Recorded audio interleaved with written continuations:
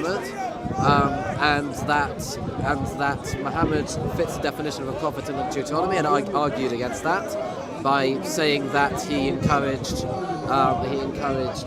disobedience to the law.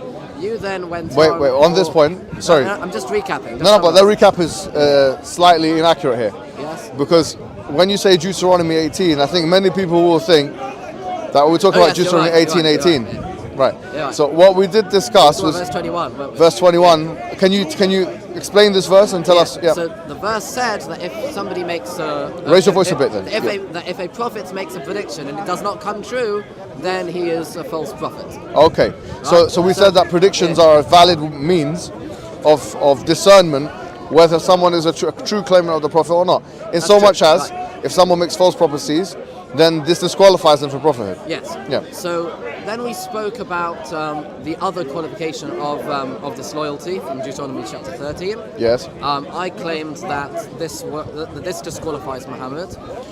You then wanted to claim that that abrogation actually exists, and that therefore it's not disloyalty because Muhammad had the power to abrogate. I mean, not Muhammad had the power to abrogate. Is that we believe that God abrogates, okay, and that obviously the prophets are the mediums for that. But what we were talking in particular about, if you remember, I gave 2 or 3 examples. You brought up Ezekiel. Okay, tell us the examples exactly. Right, with the offerings where there are apparent contradictions between the exact specifications of the Sabbath and New Moon additional offerings between the Book of Numbers and the Book of Ezekiel.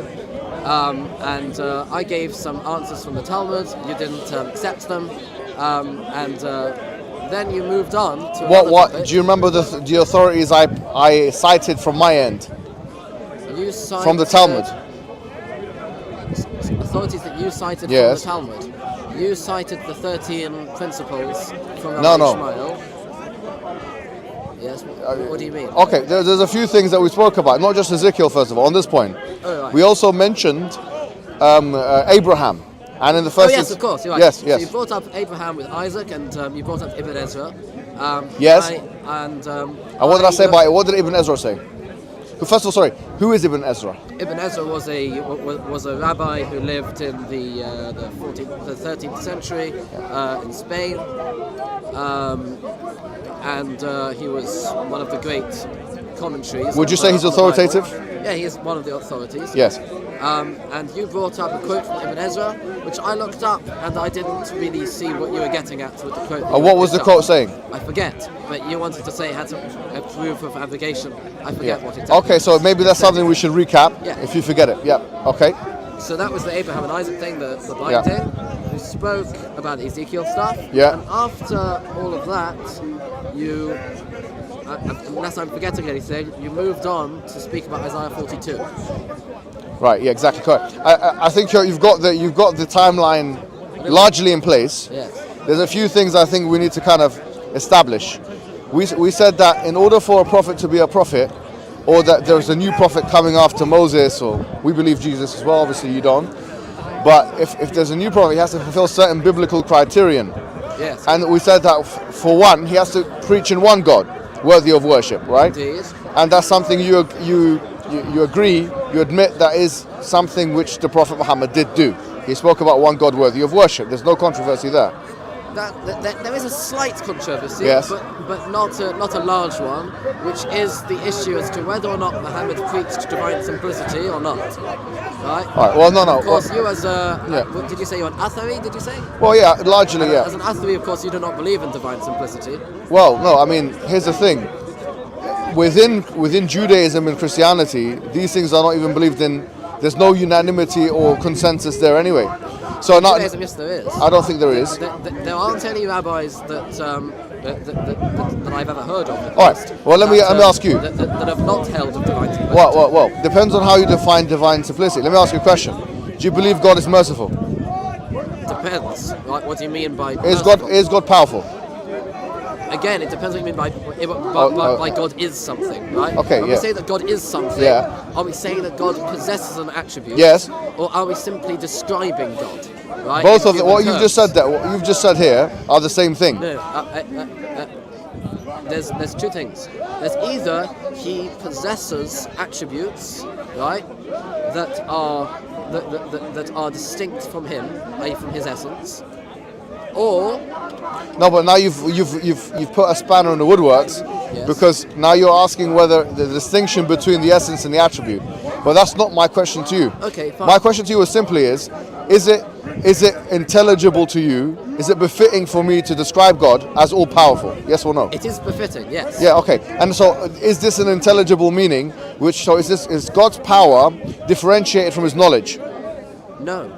So, okay, that means to say in your understanding that when I say God is all knowledgeable, proposition 1, when I say God is all powerful, proposition 2, that both of those propositions are the same. Sort of, and I'll explain why. Okay, I'll explain yeah, why. yeah. Because the first word of each of those statements, God, in Jewish terms, means both of those things, right? God is in essence all powerful and is in essence all knowledgeable. What does that mean? That means that there is no distinction between. No, when you say, sorry, I don't think you understand my question. When you say God is all powerful, what do we mean by God is all powerful? What are we trying to communicate here? It means that he has no limits into what he can do. Okay, and when we say he's all knowledgeable, what does that mean? It means he has no limits in what he knows. Okay, so these two things are different, right? On a human level, yes. Okay, good. So that's now you've just denied that reading of divine simplicity, which indicates that different attributes are all the same. We actually, on by a the way, human level, yeah. just so this is something similar to what we have a group in Mu'tazila Yes, group. we agree with them. Fine. Nevertheless, whether you agree with them or not, you've still not been able to solve this issue, which is that when we communicate in human language, and we say that look, God is all powerful, that means he has no limits to what he can do. Okay, obviously except for the impossible things and stuff like that, which we've spoke about before. And when we say he's all knowledgeable, that means he's got no limits to his knowledge, meaning that there's no ignorance of God, there's no ignorance attribute to God. Now, in those two things, in human language that I'm speaking to you in now, are intelligible to us as distinct features of God's or attributes of God. So, would you agree with that or not? Not necessarily, and I'll tell you why. Okay. Because knowledge in itself is a power. I'm sure you would agree. No, we're talking about two different things here. Yeah, because when we say that God is all powerful, he is limitless, right? Part of the fact that he is limitless, there is nothing he cannot do. No, but is that he cannot not know. But what you're showing an overlap in two attributes is not you showing that these two things are the same. You're showing an aspect of overlap. You're not showing that they are two distinct things in all cases. For example, is God alive? Is God alive? Yes. Does God have life? Have life? That's Yes. What does that mean besides just being put sounds? life to the side. Besides just being sounds, what does that mean? Okay, let me ask you a question. Can God hear? Again, but besides just being sounds, what do you mean? Besides being sounds. Yes. No, we're not talking about besides sounds. Because hearing is. I mentioned this in part 2 because you brought up, what do you think about the Christians and the Trinity? And I said, well, you said, can God be a man? I said, well, it's just sounds. It doesn't mean anything. The same applies here. When you say, can God do this? Can God do that? It's actually got to make sense. No. I didn't say can God do this or can God do that. You I did. said is God. Oh yeah, I said can God hear? Yes. All right, so is God hearing? Is God all hearing? Is God all hearing? Yeah. Okay. Is there anything that God cannot hear? Okay. No. Yeah. No. Good. Great. Good. Now we're talking. Yeah. Now we're talking, Josh. Let me ask you another question. When the Bible says, "Shema Israel, Adonai Eloheinu Adonai Echad," yeah. When it says that God is Echad, Yes. what does that mean? It means that there is no plurality. All right. So there's no plurality. There's God one. Yes. So one of There's the no plurality. one of the attributes of God is oneness, correct? No, it's not an attribute. So what is it then? It's his very essence. It's Okay, very no. being. But we're describing his essence now, if you want to call it that, for the sake of argument. Can God be described as being one or not? Of course. Of course. Okay, so God is not two. God is not two. That's what we mean when we say God Excellent. is one. So if God there is no plurality. No problem. Within So if God is one, is the way that we describe God with oneness the same or different to the way we describe God as being all knowing? Repeat the question. Is the way in which we describe God as being one the same or different to the way in which we describe God as being all knowledgeable. Is it the same? Are we talking about the same thing, or are we talking about different things? We are in fact talking about the same thing. And Oh, the reason okay. is because Yes, the go reason ahead. is Yeah, because yeah. the idea of oneness of God, i.e., the lack of plurality to Yeah. God, is intrinsically the same as His limitless. And if right, there are no limits to Okay. God. So right? you're saying God is speaking in tautology in the Bible? No, God is speaking in human terms in No, the Bible. no. You listen to what I'm saying. You're saying God is speaking when God says that He is one, echad, Yes. or when He says that He is all, or that He knows all, or that when He sees all, or that all of these things. The third one, there isn't actually a verse Okay, that fine. says that. That He knows all, or that He's all powerful.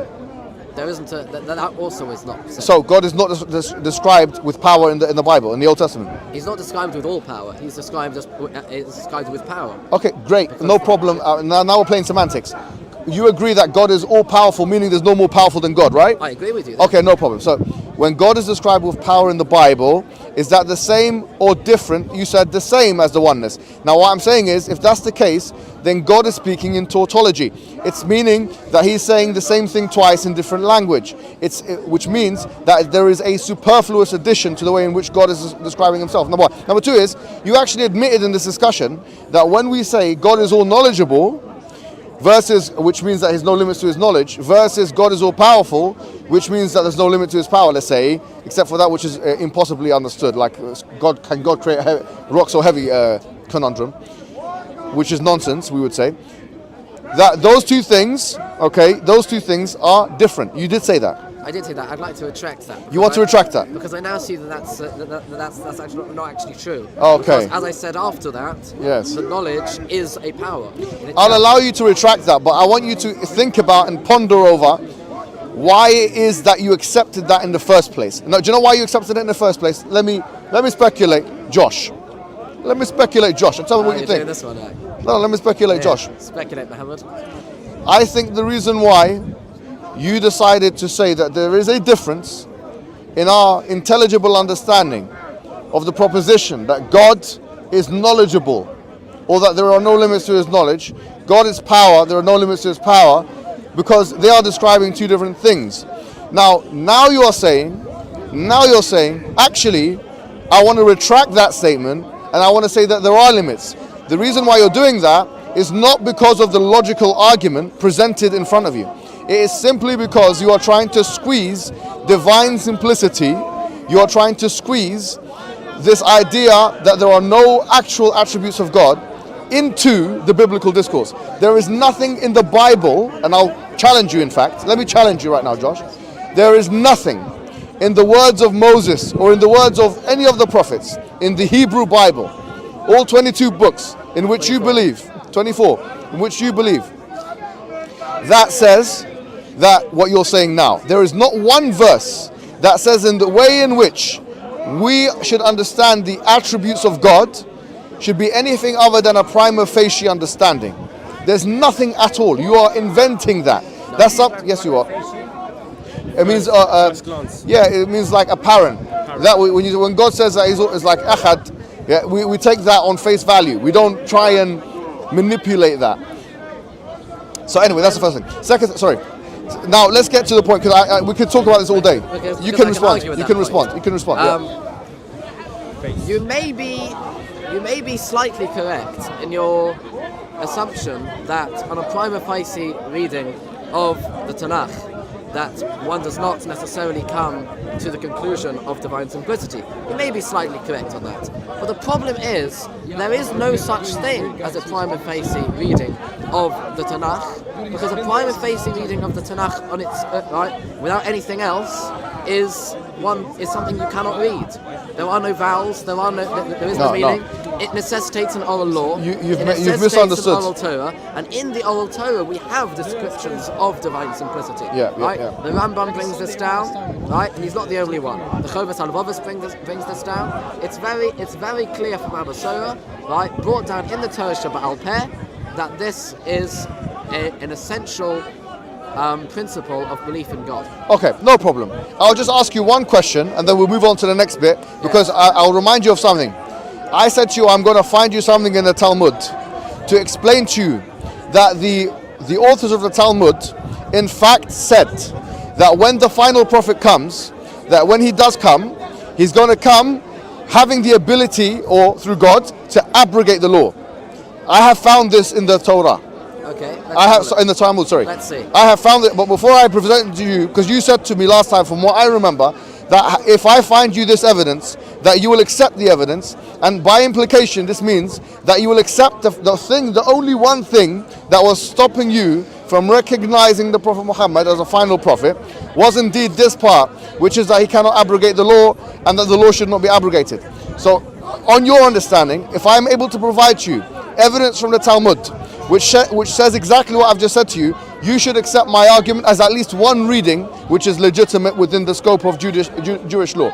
Number one. If you bring me evidence. Yes, I will. If you bring me evidence. Yes. Which is indisputable. Yes. Which is the way that we have classically understood this Yes. piece of Talmud. Yes. Then fine. Then you accept it. Okay, remember that. Now, I will, before I go and proceed and present, this evidence, I want to first challenge you one more time, last time, final time, on the issue of divine simplicity. Yes. My question to you is just one question, which is that how is it conceivable, intelligible on a rational level, that something which is referred to in certain language, let's say it's intelligence or knowledge, the knowledge of God, is the same as something which is understood in a completely different way? I want you to explain to me if, and you did accept this conditional, knowledge is described, or all knowledge is described as the lack of ignorance, and that power is described here is the lack of limitation. That how are you making these two things, which are clearly definitionally different from one another, one thing? How is it conceivable that these two things, which are definitionally understood differently, can be seen as the same thing? Because one actually subsumes the other. This is what I was trying to get at before, right? The limitlessness, the all-powerfulness, subsumes the lack of ignorance and the all knowledge. Right? But what you've just one subsumes the other, so all knowledge is simply subsumed into the category of all power. All right. So lack of ignorance is subsumed by limitlessness. Okay, let me come back to you. In fact, what you've just said there is incriminating, is intellectually incriminating. Why? The reason why what you've just said there is nothing but intellectually incriminating is because to say something X is subsumed by Y is to indicate the differentiation between X and Y.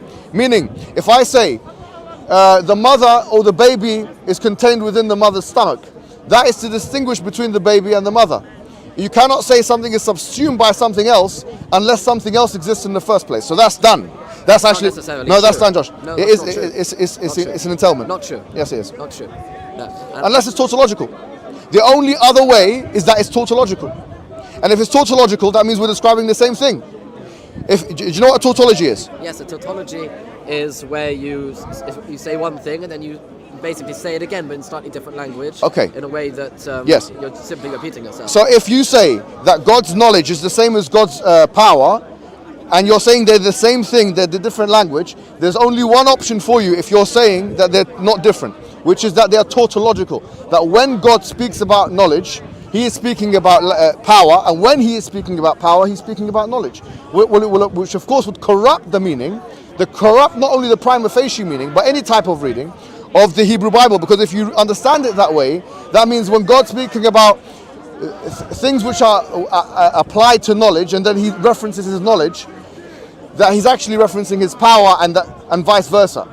And so there is not even one master key category or one master key attribute which everything must be so-called subsumed by. Because then one could argue, what about the will of God? The will of God, is the will of God different, or is it differentiated, or is it similar, or is it different to the power of God? Because the will, and I think we agreed on this beforehand, will is the choice to do A over B or B over A. That's what will is.